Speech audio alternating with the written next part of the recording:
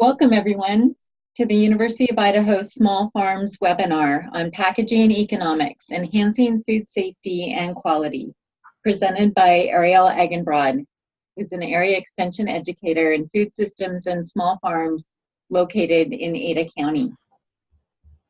My name's Colette D. Phelps, and I'm going to moderate the webinar today, and I just wanted to go over a few webinar tips to get started. It might be helpful for you to close all of the other programs running on your computer so that all of your Wi-Fi bandwidth is dedicated to running the webinar. If you do have any problems with your sound, clarity, or speed, you can go ahead and talk to us through the chat box. Amanda Snyder is on call to answer any technology questions that you might have.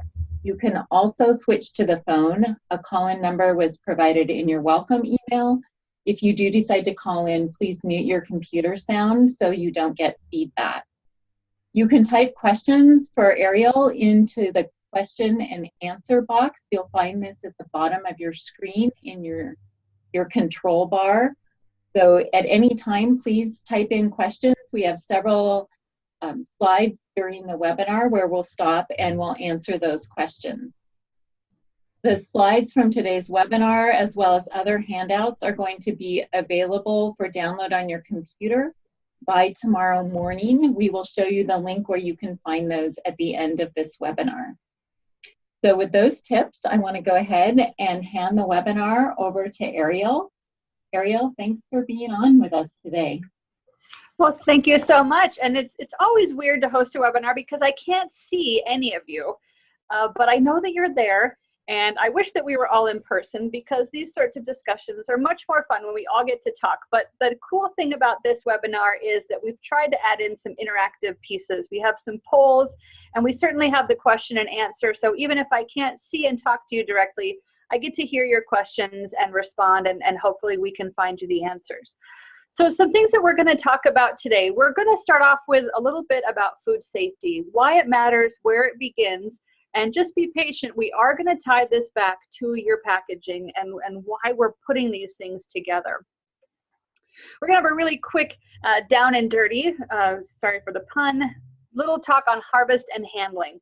And again, how this relates to food safety and how it also can relate to your packaging and to your bottom line. We're going to talk about how produce is packaged and sold. What are some of the rules, regulations, best practices? We're going to also spend a little bit of time towards the end looking at different examples of direct market packaging options and really talking about them in terms of sustainability, marketability, aesthetics even, and also price. So it might be a little bit of a long shot. These things are all interconnected in my mind and in the work that I do, and I'm hoping that we'll be able to put them all together in your experience too. So the food safety, the packaging, and the economics and sustainability of all of this. So to get us started, we have a couple quizzes. Now, you don't have to do anything on your end to answer this quiz. This is just for you to answer in your head. We will have some polls here just in a few minutes where you actually will get to type in or select an answer. But this is just for you to sit back and participate in our pop quiz. So true or false, bacteria such as Salmonella and E. coli cause foodborne illnesses. What do you think? Right, we'll give you a second to think about that one. We've got a second question in our pop quiz. And this is again a true or false. Food crops can become contaminated by coming in contact with animal droppings, human waste, polluted water, dirty equipment, or utensils. So what do you think? If you answered true for the first one, then you are correct. Yes. Bacteria such as Salmonella and E. coli cause foodborne illnesses. They are pathogens of significant concern to us working in food safety. And that's because this one is also true, that our food crops can become contaminated when they come in contact with contaminated sources. So we have another one coming up. This is the second pop quiz. Again, you don't have to do anything on your end. Just think out about the answers, and you can even shout it out because you're on mute and no one can hear you. So right or wrong. Customers at a farmer's market will often accept produce that looks different from what it is in the grocery store. So think about that one, right? So your farmer's market customer, will they accept a different standard of produce if it looks a little bit different? And that is actually true. Going to a farmer's market, you're not expecting to see everything look exactly like it would in the grocery store. Here's our second one. Farmers market customers are not concerned with freshness, quality, or the overall appearance of produce. What do you think about that one? And that's a big false, right? Our customers at farmers markets, they are looking for a different kind of produce, but what they're looking for in particular is that freshness and quality. They want things that were picked that day or the day before, and that's something they can't get anywhere else. And so that's very important for us to keep in mind. And the last one for our pop quiz, true or false. Farmers markets are never implicated in foodborne illness outbreaks, so we really don't have to worry about food safety when we're looking at direct marketing of produce. And unfortunately, that is false. So you may remember several years ago, there was an outbreak of E. coli that was traced back to fresh strawberries in Oregon. And some of these berries had been purchased at farmers market. Now, when I did a little bit more digging on this, what happened was that these were actually resale berries. So they were not actually being brought to the market from a farmer's market vendor. They were coming from a large berry producer, and the berries were being resold in markets. And that happens even in markets in Idaho. You know, there's certain products we don't have, like blueberries. And so some of our markets will allow us to bring in blueberries from Oregon and sell them. So this is something that could happen, but it's just a good reminder. Most consumers are not going to have done the research to find out exactly where those berries came from. They're just going to know that they were purchased at a farmer's market. And in this outbreak, one person did die and 15 people were sickened and several were hospitalized. So it's something that we just need to be aware of. We have been very lucky in the farmers market community that our food has not been making people sick. And these sorts of incidents are very, very rare, but it's still something that is a risk. So let's talk a little bit more about food safety. So food safety is everybody's responsibility, from the grower to the shipper to the retailer, and really even to the end consumer, though I would say that probably the end consumer takes the least amount of responsibility, and they're probably the least informed overall. So fresh produce is not, necessarily a dirty thing. It doesn't come to us covered with pathogens that make us sick. Fresh produce, we've been eating produce as long as we have been human. And a lot of times we don't die from eating it. So it's really not that the produce is dirty or that we have to worry about the produce in particular. But what we have to worry about are the different routes for contamination and the certain situations where produce could become contaminated and then make people sick. So those are the things that we're going to talk about. And we're particularly concerned with bacteria and viruses because they are the most commonly implicated pathogens that make us sick, and they are things that can be transmitted through produce. But like I said, it's not the produce that's just spontaneously becoming dirty.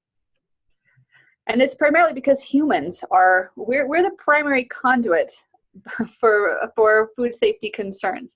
When we get sick, when we have an infectious disease, or when we are injured, or when we come in contact with any of the things that we're worried about, that's when produce can become contaminated.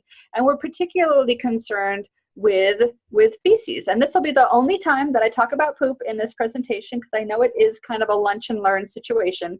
But this is really important, that most of the pathogens that we deal with are having their origin or their source in either human feces or animal feces and manures. These are also things that can contaminate surfaces, clothing, shoes, tools, and equipment, and also can contaminate water. So lots of different ways that these contaminants can reach into produce. And we will talk about these more in webinars down the road, about the different ways that this can happen. But this is just something really important for us to keep in mind, is that humans are usually one of the number one vectors, if you will, of contaminants between produce.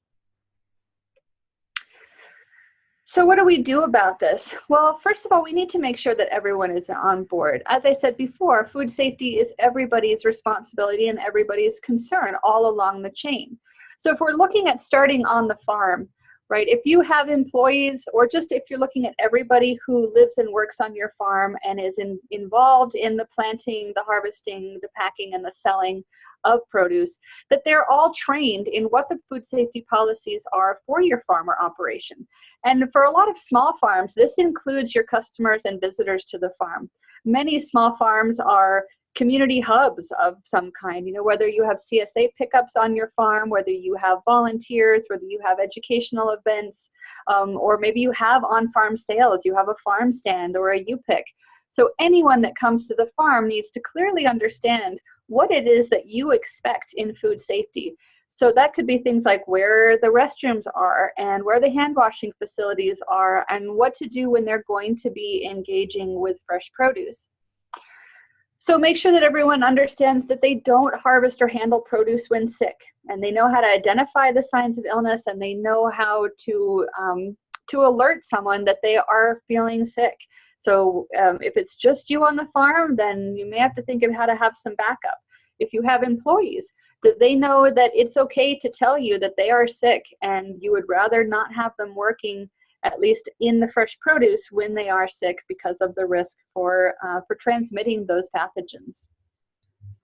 Wash your hands often and after any non-harvest activity. So after any breaks, after going to the bathroom, after eating, drinking, smoking, working with animals, especially things like, dealing with any kinds of pesticides or fertilizers or manures, or anything that you might be doing in between, because we know that you're all doing 100 things at once when you're on a small farm. But really keep in mind that you need to wash your hands often and after any kind of activity. And as much as possible, this isn't always going to be something that you have control over, but when you can, keep animals, both wild and domestic, and this includes pets, this includes working animals, keep them out of production and packing areas when possible, and especially when fresh produce is going to be present. Again, if we can eliminate some of those routes of contamination, then we can keep our produce generally a lot safer and just not worry about it as much. So these are some of the things that we can do just with our own selves and with our employees. So let's talk a little bit about what we do in the field that's related to both food safety and the quality. And this is going to extend somewhat into our packaging as well. Often we are packing in the field. So some of you may be packing your berries, your cherry tomatoes, anything that's going into a container. You might be bundling your greens and things in the field. I mean, this certainly is an efficient use of your harvest and packing time. So if you are packing in the field, or you're bringing produce into a shed or to another area to pack it, our quality is going to start in the field, and we're going to maintain that quality all the way through to market. So again, can't say this enough, harvest with clean hands. If you wear gloves, make sure that the gloves are clean.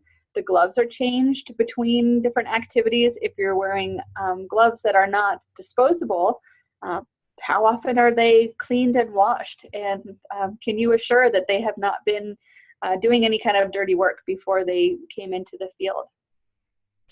If you are doing some field packing, and even if you're just harvesting into something that's going to be transferred later, make sure that those containers are clean. And we mean clean and sanitized between different crops. Sometimes that's not very practical. It might not be something that you've been in the habit of doing. At the very least, inspect those containers. Make sure that they are clean of any kind of debris or dirt or bird droppings or mice or anything like that. And this goes for your harvest containers, and then especially if you are packing into your end packaging in the field, start with those brand new, fresh, clean containers. And if you do reuse containers, only reuse containers that can be cleaned and sanitized. Stay away from any bruised or damaged produce, at least for harvesting for market. And avoid any produce that looks like it may have had contact or been near any kind of feces, and certainly don't harvest any dropped or dirty produce. Leave that in the field, pick it up later for composting, for animals, but don't bring that to market. Don't bring it into the pack house, and don't contaminate other produce with it. Sometimes you may not see it.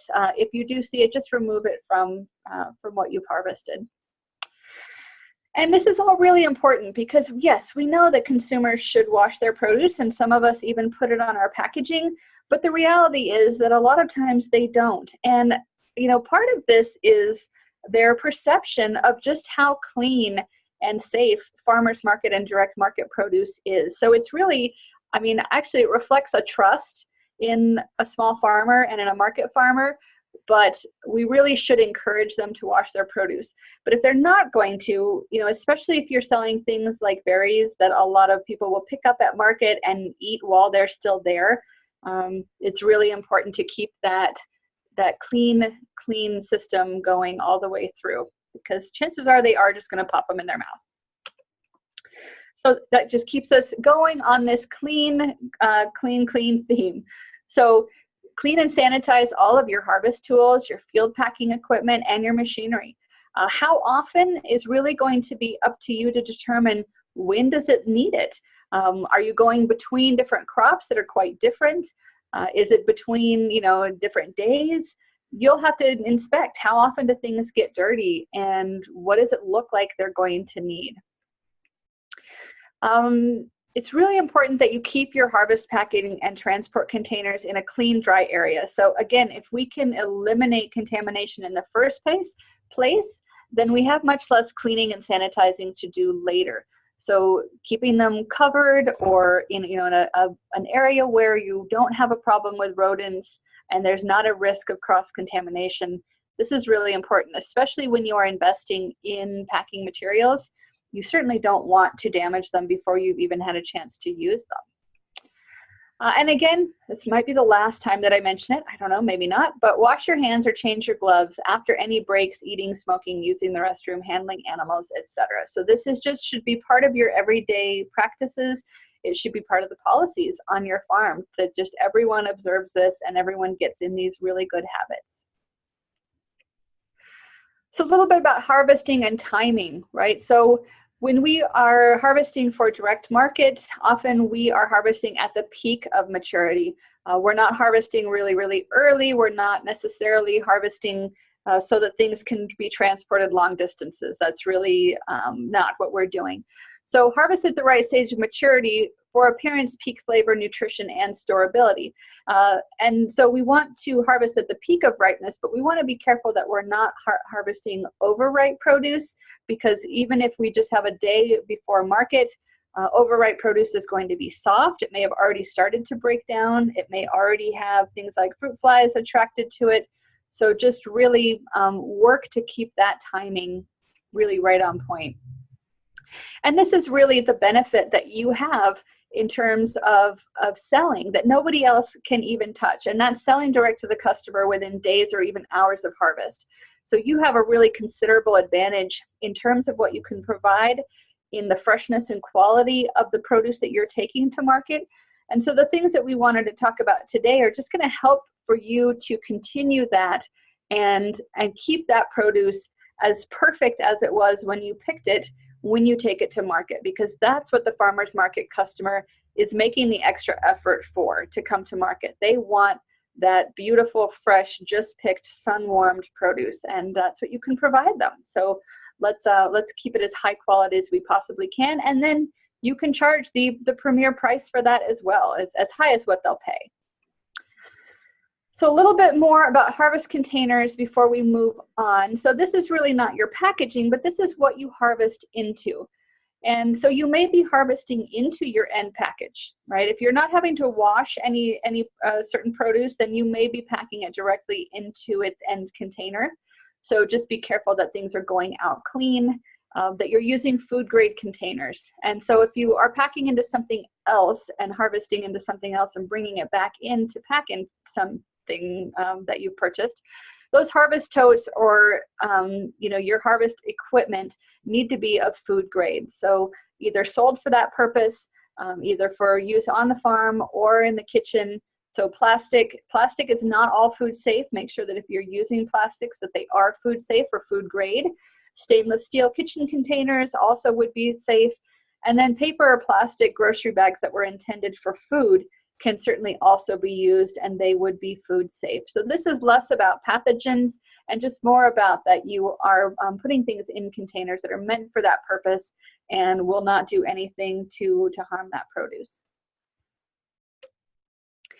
And a little bit more about the cold chain. So if appropriate, you want to cool your produce. And I say if appropriate because certain crops do not respond well to washing, and certain crops it's not recommended that you wash them prior to sale. And so berries would be a great example. These delicious berries on the bottom of your screen every slide. They will start to deteriorate very quickly and actually be more likely to harbor bacteria if we wash them prior to sale. So there are certain things that we don't wash. If you are having to cool your produce, there are certain things that do require cooling to be at optimal peak freshness when you sell them. Use clean ice, use water that is food that is potable. If you are using forced air cooling or room cooling, so room cooling is just you have like a walk-in cooler and you just put the produce in. Forced air would be you're in a walk-in cooler of some kind, but you have air circulation that cools it a little faster. So if you are cooling your produce, then that cooled produce should then immediately be placed in temperature-controlled appropriate storage until you're ready to sell it or use it. And that's a whole nother talk, and we can share a resource that really can help you to identify what should be cooled and what are the optimal temperatures and humidity levels for different kinds of produce if you do have to store it for any amount of time. And I bring this up because very often at farmers market, I travel a lot around the state and I see lots of different examples, and that's where the idea for this webinar came, is that I see some things sometimes that I think, gosh, that produce probably started out so beautiful and now it looks a little bit wilty or shriveled and it's not going to sell, and that makes me so sad because I know how much work goes into this producing it. And then if you do have temperature controlled storage on your farm or in your facility, those areas should be clean, and you should monitor them often for the accuracy of the temperature and relative humidity. So if you're going to the effort to keep something cool, is it staying at the temperature that you want it to be? And are you avoiding condensation, cross-contamination, pests, or any overloading that's going to lower the temperature down? And most of our produce, it's not a safety issue necessarily, keeping it cool. It's more of a quality. And so having that really fresh, crisp produce when you go to market is really important to your customers. And last thing before we start talking about packaging, and this is your market day quality control. And this is specifically about farmers market, but if you also sell at a farm stand or if you sell at a CSA, then some of these things may apply as well. So definitely planning ahead, right? What do you have that's going to need to stay cool and fresh? How are you going to transport it? What are you going to bring to keep things cool? So this could be ice, dry ice packs, towels, spray bottles with water, whatever that particular kind of produce requires to stay cool. Transport your produce under cover. So this means, not just open air in the back of the truck, have some kind of cover or shade over it. Or better yet, if it's cooled produce, then transport it in coolers. And look for display items that help you to keep that produce cold. So it could be different sorts of waterproof trays that you can set underneath other containers of produce. People have gotten really creative with how they keep their produce cool. Sometimes only putting out some of the produce and the rest is down in a cooler. And consider how you will transport your packaging, right? So are your packages easily transported? Will they continue to protect the produce that's in them? So very, very quick crash course in harvesting and prep. We'll talk more about the packaging now, and we can certainly help you with resources for some of these other things if you have questions about what we just talked about. But now I want to hear a little bit from you. So we have our first poll. Great. So if you haven't done a poll before, a poll is simply a question that you get to answer. You can click on the answer that is most appropriate to you, and it will go ahead and record. So we're looking at packaging options.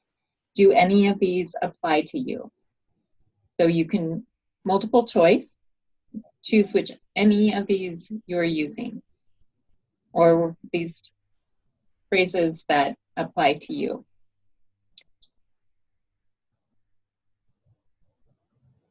We have half of our participants that have voted.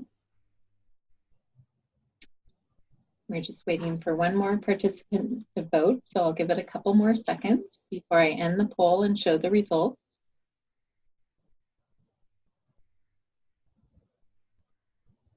Okay, I'm going to go ahead and end the poll and share the results.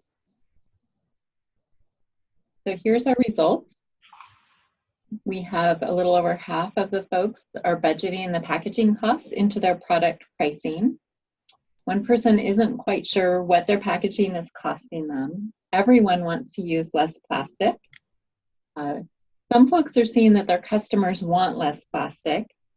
And one person is struggling between food safety and using excess packaging. That's great. I think that will fit very well into what we're going to talk about next. So why do we package, right? So if we look at traditionally, we package so that we have enclosed the produce in some manner to make it more convenient for handling and distribution. We also package sometimes to protect the produce from damage and environmental conditions during handling and distribution. And this is especially true if your produce is traveling more than a few miles, or if it's going to be stored efficiently in limited cold storage space. And also packaging can identify the product, and it can give your customer useful information about either the product or you as the producer. So packaging can be marketing, packaging can be protection, and packaging can just be a way to transport and distribute what it is that you're growing. You have a lot of choices when it comes to packaging. You can choose whether or not you package things. You can choose how and what you package. You can choose what kinds of packaging. And you might think, well, there isn't a lot of choice out there besides plastic, but we're going to talk about some of where that might be going. However, if you are going to package your produce, there are some things that you want to think about because there are a few rules. And I don't know how often these rules are enforced, especially in direct market. I would be really interested if anybody has ever been approached by an inspector or anyone and had them question some of what they're doing with their packaging. But I'm going to lay out for you what the rules are currently, or the recommendations are that are currently on the books for Idaho and further out. And you can see if some of these make sense or if you've ever heard of this before. So how produce may be sold, and this is coming directly from the State Department of Agriculture, from the Department of Weights and Measures. And this covers not just Idaho, this is really standardized in many places around the country. So we can sell things by weight. And so commodities is going to be just basically whatever it is that we're growing. You can sell them by weight. If you are going to sell them by weight, you must post the price per pound of what you're selling at the point of sale. So this is a market sign that says, green beans, $1 a pound. I've got some photos of all of these coming up, so we'll stop looking at so much text. So the price per pound must be posted, and anything that you're selling by weight at the point of sale must be weighed on a legal for trade class 3 or better scale. So those of you that sell at farmers market, you're probably well aware of this, that your scale has probably been inspected or tested and you have a license for it. So postal scales, diet scales, kitchen and bathroom scales, and any scale that is listed as not legal for trade is not an acceptable way to weigh your produce. I have a darling vintage scale in my office. It would not be appropriate for farmers market. I could take it because it looks really cute, but then I would probably have a modern digital scale with a license to measure and weigh my produce. So here's an example. We've got some peppers, tomatillos, green beans. All of these things can be sold by the pound, and it's all clearly marked at the point of sale what the price is per pound here. So scale licensure. Something I've seen as a trend is farmer market vendor meetings where they invite the weights and measures inspector official to the training, and everyone brings their scales. A lot of times this happens on the first day of market too. You know, when you're trying to juggle everything else, the inspector is there to test your scale. But your scales must be licensed annually by the Idaho Bureau of Weights and Measures, and your license applications can be obtained by contacting your local office or going directly to the Idaho State Department of Agriculture through their main office. And here's that website. We'll put the link in here, but you can just see that for a scale that measures up to 50-pound capacity, your license fee is $6. Up to an 1,159-pound capacity, that's $12 per year to have that scale inspected. And this is just to ensure the customer that they are not getting ripped off and that they are paying for what they're buying. Now, the State Department does not set prices for how much per pound you can charge, though. Just want to know that you're weighing it appropriately. So what can be sold by weight? So all fresh fruits and vegetables, except for avocados and corn on the cob, can be sold by weight. Avocados and corn on the cob have to be sold by the count. So you can't have $5 per pound sweet corn on the cob. It has to be sold by the one or the dozen, which is very interesting. So, but anything else you can sell by the pound. So what else can be sold by count? Well, corn and avocados, right? We saw that. But here's some other things that can also be sold by the count. So this is, you know, $1 per thing, or $2 per, or $4 for $1, or however you want to do this. But apples, artichokes, cantaloupes, cucumber, eggplant, garlic, citrus, lettuce, melons, nectarines, pomegranates, pumpkins, peaches, pears, peppers, persimmons, and tomatoes.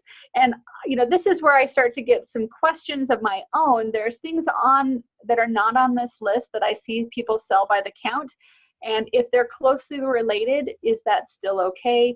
That's why I would be really interested to hear if anybody's been approached and told, oh, you can't sell that way. So these are the things that you can sell by the count. And then by measure or container. So these are things that you sell by a standardized container. So a pint, a quart, 2 pint, 2 quart. And this would be all your berries, your cherries, currants, mushrooms, and cherry tomatoes can be sold by this. Those can also be sold by the pound, but often we see them sold by the container. And if you are going to be sell them by measure, they must be sold in a standardized container. So you need to have some kind of berry basket or box, and believe it or not, this is actually in the rule. This is these are national recommendations. Codes that apply to baskets and boxes for berries in capacities of 1 quart and less. And so you just have to make sure that your container is actually the size that you're selling it as. Very, very interesting. We could go way off tangent here, but the method of test is your berry basket or box can be tested volumetrically or using rapeseed as the testing media, or geometrically through accurate inside dimension measurements and calculations. So if you're calling it a pint, is it a pint? Find out. And most of your commercial containers are going to meet these requirements, but I'm going to show you some other very inexpensive options that it would be worthwhile perhaps measuring and seeing where they fall because they're so much cheaper. So dry measure, this is also by, by the quantity. So, and these are things that you can sell in units, not less than 1 peck, and I will explain that. And this would be apples, beans, peaches, pears, plums, and tomatoes. So these are typically things that we see sold by the peck, sold by the box, right? And so here we have a box of apples, $35 a box, which is about 40 pounds in this instance, or also sold by the pound. So you can do both. So what is a peck? I had no idea that there were so many different terms of measurements, and like I've never used a gill that was in here, or a pennyweight. But if you look towards the bottom of this chart, a peck is approximately 8 quarts. So that just gives you some information. And a bushel would be 4 pecks. So just for your knowledge, if you're going to be calling it that, here's exactly what it is. So another way that we sell things is by the bunch. And again, I am not sure that this is an exhaustive list because I see a lot of other things that are commonly sold by the bunch, even in commercial grocery stores that are not on this list. And so some of the things in the Idaho Farmers Market Guide are asparagus, beets, broccoli, carrots, cauliflower, escarole, which I think it's really funny that they mention escarole but not kale when we see so much bunched kale sold. Onions, spring or green, parsley, spinach, and turnips. And even in this photograph, you can see that there's some Swiss chard there that's also being sold by the bunch. So I would like to have some more clarification on this. Again, I don't know if anyone's ever been stopped and told, I'm sorry, you can't sell kale by the bunch, especially when it's all sold commercially that way at the grocery store. And then the last one I wanted to mention is prepackaged commodities. And this is the one where I think the rules are the most vague, and I've seen a lot of different examples. So it would be interesting to follow this further. And these are anything that you would package prior to bringing it to market. And it says that they're required to have a label with the following information: the identity of the commodity and the name of the grower, the net quantity of the contents in terms of weight, measure, or count. I often do not see that. And the classic example I'm thinking is like bagged spinach, bagged greens. This information will all be at your booth at Farmers Market, but I rarely see it on the product itself. So again, I don't know that this is being enforced. So, and here's just an example. This is an apple chip. You know, it has the where it's from, and it has the contents, 2 ounces, and what's in here. And these are just dried apples. They're not, nothing has been done to them. So I love this picture because this is not really a simple thing. And when I think about all the planning and forethought that goes into not only the harvesting and the prepping for market, but then how it actually is marketed, you know, and all the different signs and prices that you're going to have to come up with. Here in this picture, this is actually from the Moscow Farmers Market last summer.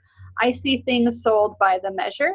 I see them sold by the bunch. I see them sold by weight, and I see prepackaged commodities. So lots of different ways to sell all of this different produce, and that is really complicated for you as the grower. And then you can see right there in the center, their legal for trade scale, which I'm sure was licensed and has a documentation to go along with it. So lots of different ways for this to be sold. And you can also see lots of different ways that this produce is displayed. I don't see really a lot keeping it necessarily cool. There might be actually in those top bins with the greens, there might be something keeping them cool up there, but it was rather a cool day at market that day.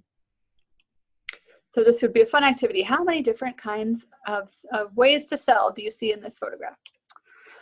All right, and just a couple things I wanted to point out because I see this all the time and I don't know how consistent weights and measures is in really maybe regulating this, but here are some spaghetti squash being sold by the count, you know, $1 a piece. Again, if pumpkins are on that list, then I don't see why winter squash couldn't be.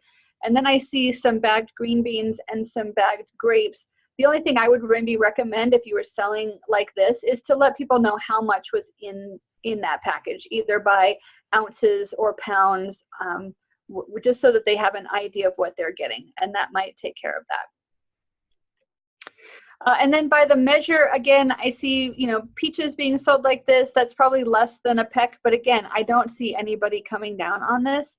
And then again, these eggplants over here, you know, not sure how much is in there, but again, maybe they're just weighing those containers. And we'll talk about more about these containers in a minute. All right, so that was a little bit about how to sell, and you can see where packaging fits into that somewhat. So here's our second poll. Thank you, Ariel.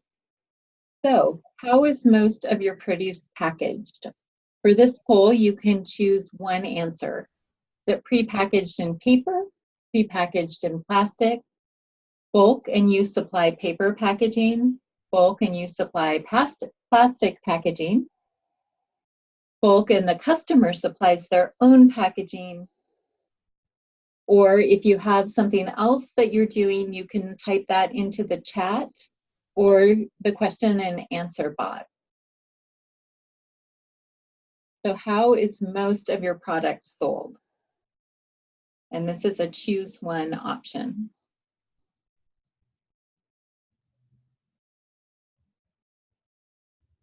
You have a few people left to vote, so I'll give it a couple more seconds. So far, we have quite a diversity in responses.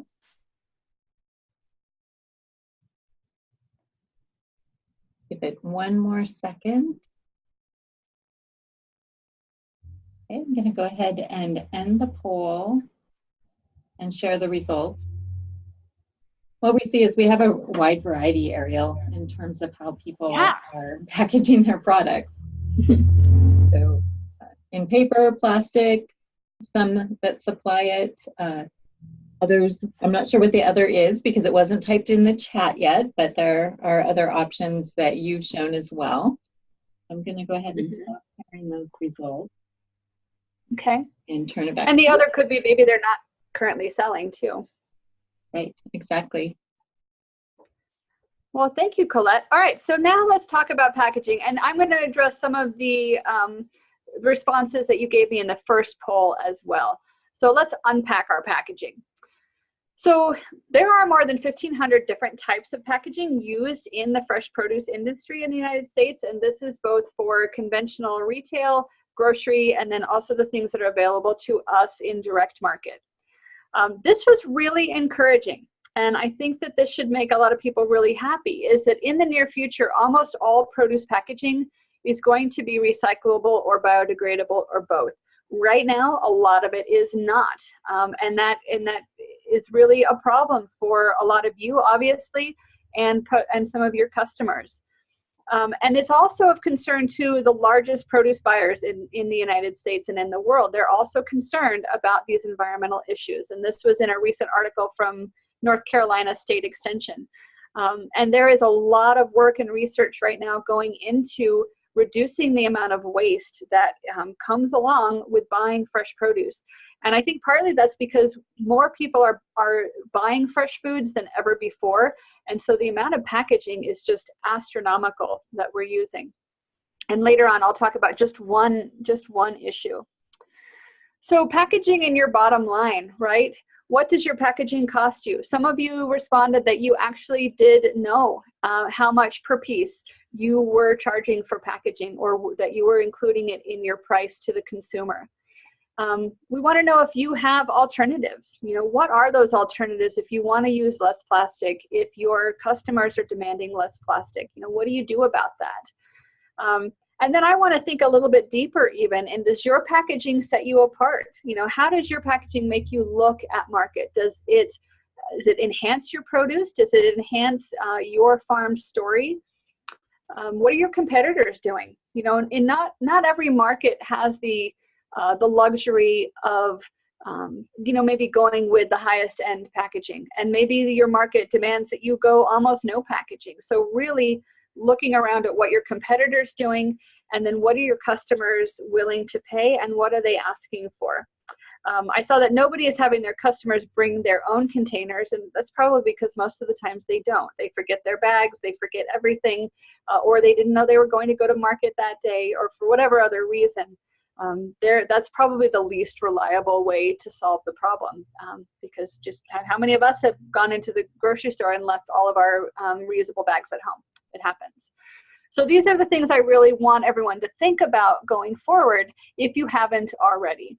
And all of these go into your packaging along with the considerations for food safety and quality and the marketability of your product. So there's a lot to think about in terms of packaging. So I'll just go back to this one for one more minute. And I just wanted to say that you have a lot of options, and all of them are going to have a different level of crop protection, transportability. Some of them are going to help you be more food safe. Some of them are going to be more aesthetically pleasing to your customers. And some of them are going to be more sustainable in terms of being recyclable, compostable, etc. So think about all these things as we go through the next examples. The rest of the presentation is just examples of what's out there and the price point and some considerations about them. And I wanted to say too, where are you buying your materials is really important. When you plan ahead, you can order these things online or bulk, or go to a restaurant supply store and purchase these. Those are the best prices that I've seen.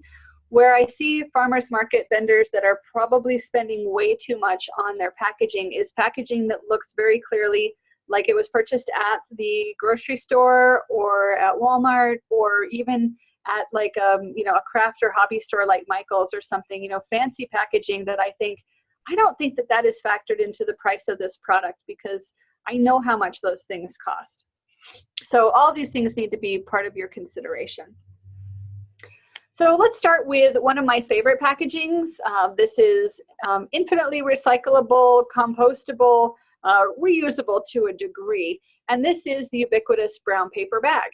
And you could use it for lots of different things. Yes, you can't see the produce in it, so using these for prepackaged produce may be a little bit not in your favor because the customer can't see what they're buying. But when you look at the price per piece, if you're using this to package your customers' purchases, or they're weighing by the pound into this bag and taking it away, we are looking at 1 cent per bag. That is really not adding a whole lot of cost to your product, and you don't have to pass that on significantly to the customer. Just 1 cent per bag. They come in white, they come in brown, they come in lots of different sizes. I'm a big fan of the brown paper bag. I've also seen growers do things where they cut off the bag, down at the bottom, and now they have this little container. And again, as long as you can standardize that, you could certainly sell by the measure. And again, it's not the most sturdy, but it is certainly very, very green in terms of being recyclable or potentially renewable, depending on your feeling about forest products. So brown paper bag. Next we go to standard produce bags. These are the bags that you see at every grocery store. Many of you are probably using these. Again, you might have a stand for it, and you might sell twist ties along with it. So this standard produce bag by itself, from the source that I found online, comes out to also 1 cent per purchase. So one cent per bag. Again, not adding a whole lot to that bottom line. It's large, it holds a lot of produce. And this has a recycling symbol on it, but I'd really be interested to know what communities you can recycle. In Idaho, I'm pretty sure that we can turn those into some of those recycling companies, but it'd be a little bit questionable. So 1 cent, if you want to provide your customer with a twist tie, then that adds about another cent per bag. So 2 cents for this bag and the twist tie. Again, for pre-packaging, this is not my favorite bag because it has stuff written all over it, and that interferes with being able to really see your produce. So for pre-packaging of things like salad mix or other things that you're going to package in plastic, I really like these totally clear vented bags. They're really nice looking, and you've seen piles of salad greens in these. They just look crisp, and the produce is very clearly seen inside. These are going to be a little bit more expensive. They're about 2 cents per bag when you buy them in bulk, and if you add the twist tie, we're looking at 3 cents. 3 cents per per package. Again, it's plastic, it's not recyclable, but if you are going to be using plastic, this is a nice looking one. It just looks a little bit fancier. If you are in a community that can support this, this is really important to you and you think it's important to your consumers, there are compostable produce bags. And you could use these at your stand, and you could talk to people about how to take them home and how to compost them. These are going to be a little bit more expensive. These are going to be 8 cents a piece for the site that I found. So that's adding almost 10 cents to whatever it is that you're packaging in there. And when you start to get up into these numbers, you want to make sure that you're capturing this and adding it onto your price. And, really talking it up as a value add. One of the reasons that my produce is, 15 cents more than my neighbor's is because I'm using compostable bags.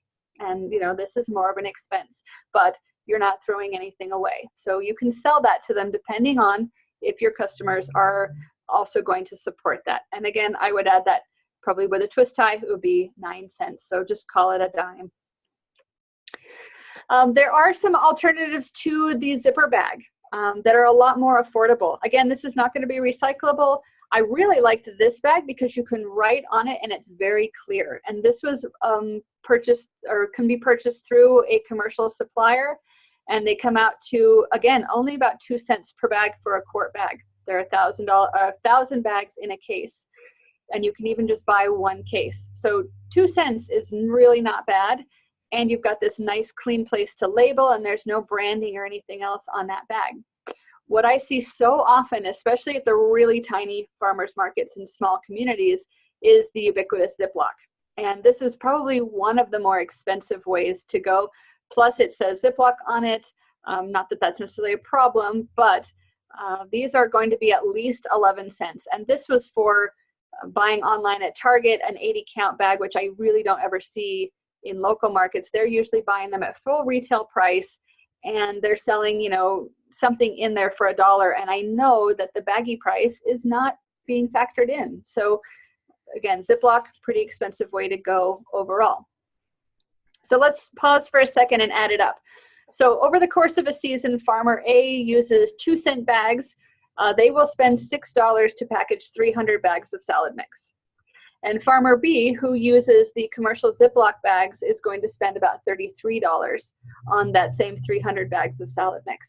So that's not a problem as long as you are not just absorbing that cost or not being aware of what your packaging is costing you overall.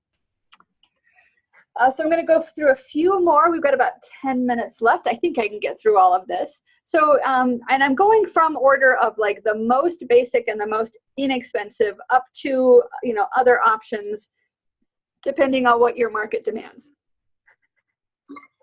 So sometimes things like apples, onions can look really attractive packaged in these mesh bags. Again, they're not recyclable, but often they could be reusable. You know, people might be reusing these. So for a 5-pound red mesh bag, we're looking at about 12 cents a bag. So for a high value crop or something that you're really trying to set yours aside, so maybe everyone's selling onion and potatoes, but you want yours to just look a little fancier, add that 12 cents for the package and put them in the mesh bags if you want to. You can also put them in brown paper bags for 1 cent. If you like brown paper bags, but you want a little bit higher end look, or you'd like to be able to brand yours, you can get these adorable craft paper tote bags. And these, again, are sold through online retailers that are selling directly to farmers market vendors. And so these would be about 15 cents per bag. And it's about a little under a peck size for this one. They come in different sizes. This is a 5-pound bag. Again, you could stamp these, you could sticker these, you could really make them unique and personalized. And again, this is that kind of value add. If you have a farmer's market in a touristy area or your clientele are a little bit higher end, they're probably not going to blink at paying extra to have, you know, this really cute packaging. Even though it's not essential, it just is something to think about. So about 15 cents for these craft paper tote bags. You can even get these custom printed, or you can get this version that says locally grown, fresh produce. Again, it's just sending home that message that what they're buying is unique and special. And to add that extra labeling was about 1 cent more to get the bags that are pre-printed with the fresh locally grown produce. And again, people like these. They might keep this bag and, you know, re-gift it or put something in it. So it just could be something, you know, these full of apples sitting on your stand might just be something that sets you apart.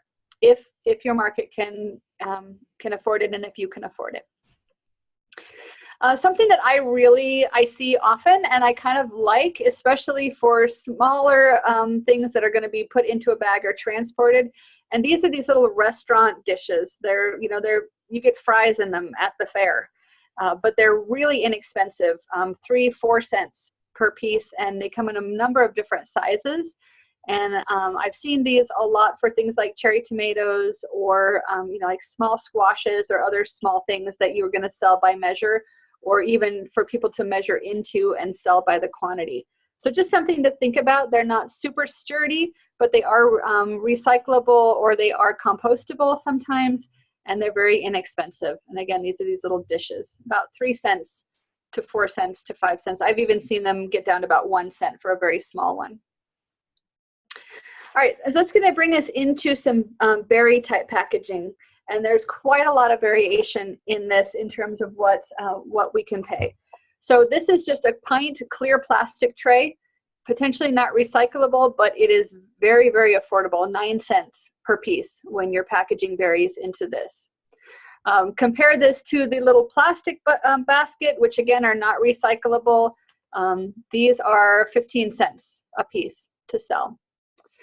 We're looking at a plastic clamshell. So this is that pint, but it has a lid that significantly increases the cost. It's about 21 cents to add this clamshell with a lid. So if you are using these, we really want to look at passing that on to your, putting it into your price. For the pulp berry trays, again, these would be compostable, not really reusable because they just can't be cleaned or sanitized. For the brown one on this website, they were 18 cents a piece. And then for the blue ones, I'm not really sure the difference. They were 20 cents a piece. So a little bit cheaper to go with the brown versus the blue. And then this is really interesting. So those were 20 cents a piece for the blue. For the little balsa wood blue, baskets, which would look wonderful, especially, again, if you've got a tourist or high-end market, they're going to take this little treat home, 33 cents to package into this berry box, which if you're already going to be selling your berries for a premium price, it may be worth it to go a little bit extra and have something that really sets you apart. But if, again, we look at adding it up, over the course of a season, if a farmer is using the 9-cent clear berry baskets, they're going to spend $22 to package 250 pints of berries. And farmer B, who uses the wooden baskets, is going to spend about $82.50. So that just needs to come out of somewhere or be passed on. And you'll know if your consumers can support that or not, and if it's worth it. Okay, so the last thing I want to talk about before we're done here is the ubiquitous wax produce box. If you are selling things in waxed boxes, expect to spend about 40 cents per box, and that's if it is not customized for you. Something about these boxes, it's become quite a dilemma for a lot of growers because we cannot reuse them. And even some of our, our commercial growers, they certainly can't reuse them. The market demands a fresh, clean box with every shipment. One organic grower in California alone reported spending about $250,000 each year just on throwing these boxes away. So what are the alternatives? The good news is that there are some alternatives. There are some other things being developed and looked at, like this KLP waxed box. I couldn't find a lot of information about how much these are going to cost, but I just thought it was interesting to let you know that changes are coming. And we are going to be moving away from some of these really waste-intensive methods of transporting and selling produce. So that's a good thing for all of you that want to use less plastic and throw less away, which I think we all share that idea. So I have just one last poll, and then hopefully we can answer some questions. And I apologize for not leaving a whole lot of time for questions. We don't have time to answer them directly over the webinar. We can certainly work on them over email and send them out to you. Right. Thank you, Ariel. Here's the third poll. Would you like more information on any of the following? Rules and regulations surrounding cut greens or salad mix, portable hand washing stations, affordable biodegradable packaging, food safety on the farm, food safety for farmers market, farm stands, and CSA. We've already had half of our participants vote. Great. And this is just really to help us develop future content, publications, or resources for all of you.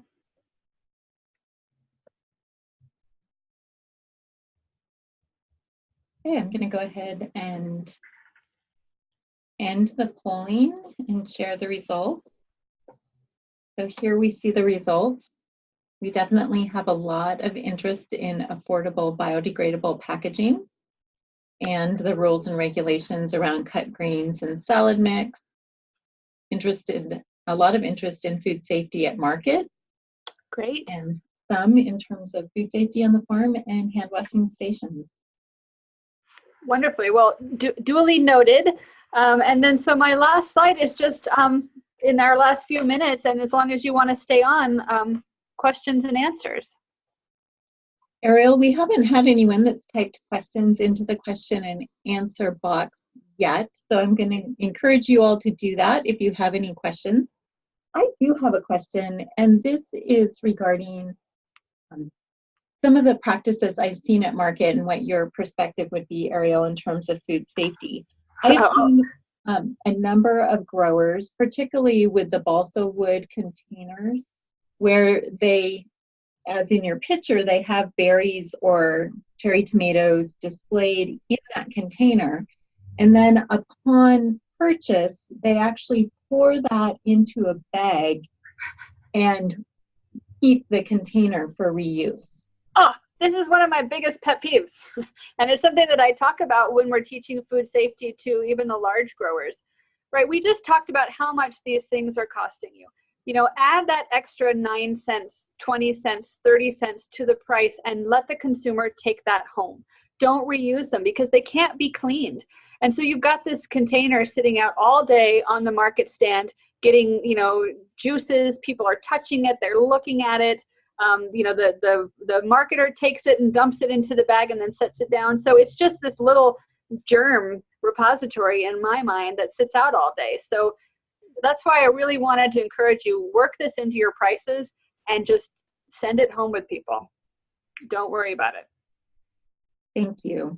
We did have one question come in from Lindsay. Lindsay's asking, do you know about restaurant supply regulations for packaging? Oh, interesting. Well, I'm not exactly sure what you might be asking here. I don't know anything about packaging like at the restaurant, right? Or what restaurants would require when you're selling to them, if that was the question. If the question is more about using restaurant supplies as your packaging, I think as long as they are of a consistent size and shape and they are food grade, I don't see why it can't be used for a lot of different applications at farmers markets. So like those little, you know, like those little paper trays I showed you, if you measure them and you know what standardized a pint looks like in that, I don't see any reason why you couldn't sell pints of berries in those containers as long as they are, you know, accurately that size. And there's a lot of fun things when I go to the restaurant supply store that I see that I will pull and use in teaching classes for farmers markets because they're available, they're inexpensive, and there's a lot of variety. Great, thank you. We have another question, and this one is from Edna. She asks, what about plastic totes for transporting produce? Right, so there's a lot of different plastics out there. And if you're using them to harvest and then maybe take to market and display, I would still try to make an effort to use things that are labeled as food grade or food safe. You know, if there's a sticker somewhere on that package that says not food safe, I would not use it even for display, unless you like seriously lined it with, you know, towels or something. And I think that would all be fine as long as you can wash them and sanitize them when they need to be. So, you know, maybe at the end of a market day, you take all that stuff home and you wash and sanitize it, and then it comes out next week for display. Certainly, there are a lot of options when it comes to hauling things to and from market, and certainly, you know, something that's reusable and cleanable would be my first choice. I would just want to make sure that if I am putting produce directly in it that is not protected in some other kind of container, that tote be food safe. Great, thank you. Lindsay typed in a clarifying statement for her question about restaurant supply. She was wondering whether there are standard rules for farm to restaurant sales.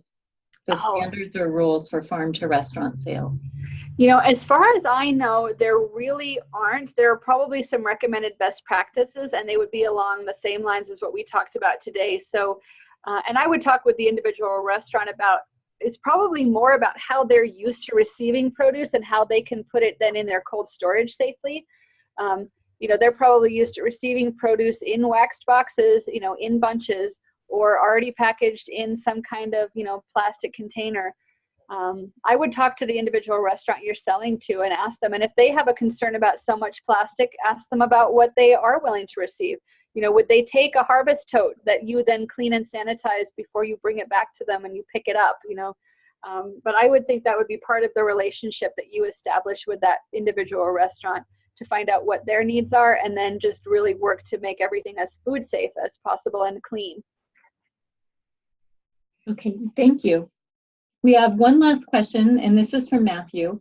He asks, what are some suggestions for biodegradable packaging for cut lettuce and salad mixes? Oh, that's a really good one. You know, and that's where I want to do some more research on what is currently being developed. I did see a lot of information about starch-based plastics, even, you know, in things that would look like a clamshell to us, but it would be starch-based and biodegradable in 20 years or less, and some others that are even going to be maybe water soluble. I would look at some of those types of things. The other, it's hard because you want that quality to be maintained from market to home.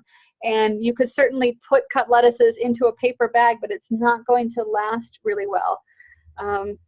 You know, I think that we're still in that middle ground where we don't have the most ideal product available yet, but it's coming.